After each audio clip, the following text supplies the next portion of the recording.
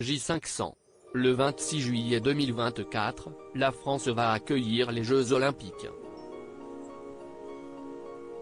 Entre la gestion de la sécurité, la billetterie et la cérémonie d'ouverture, les organisateurs se lancent dans une course contre la montre pour que tout soit prêt.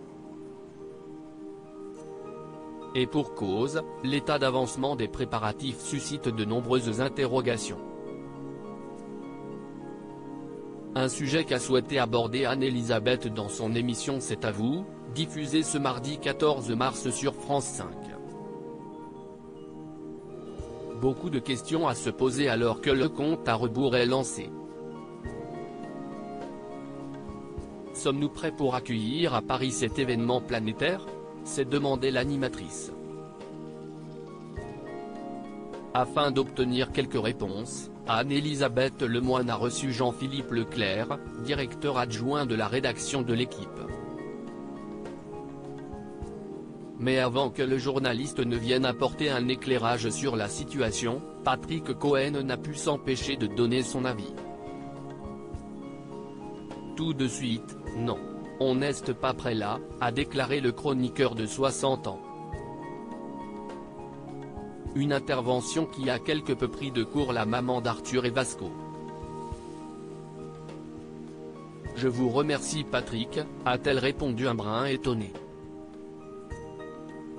Et de poursuivre un brin dépité, merci, si est fini. Vous pouvez éteindre votre télé. Plus la peine de se poser la question. Une remarque qui n'a pas manqué de susciter de vifs éclats de rire autour de la table. Supérieure à Ingrid Chauvin, Claire Keim, à Anne-Elisabeth Lemoine. Leurs histoires d'amour oubliées. Jean-Philippe Leclerc cache sur l'organisation des Jeux, il faut être raisonnablement alarmiste si Patrick Cohen a un avis tranchant sur l'organisation des Jeux Olympiques à Paris, Jean-Philippe Leclerc se montre plus confiant à ce sujet. Nous, on n'est ni catastrophiste ni béat d'optimisme.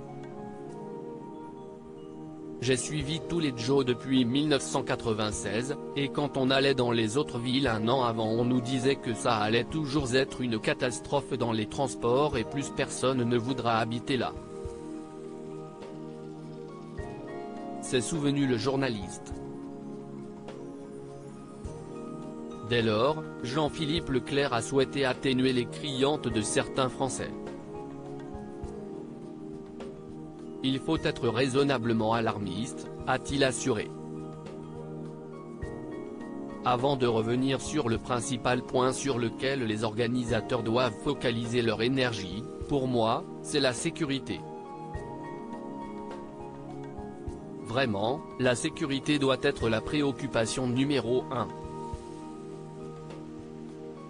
Un enjeu de plus qui vient s'ajouter aux problématiques liées au transport.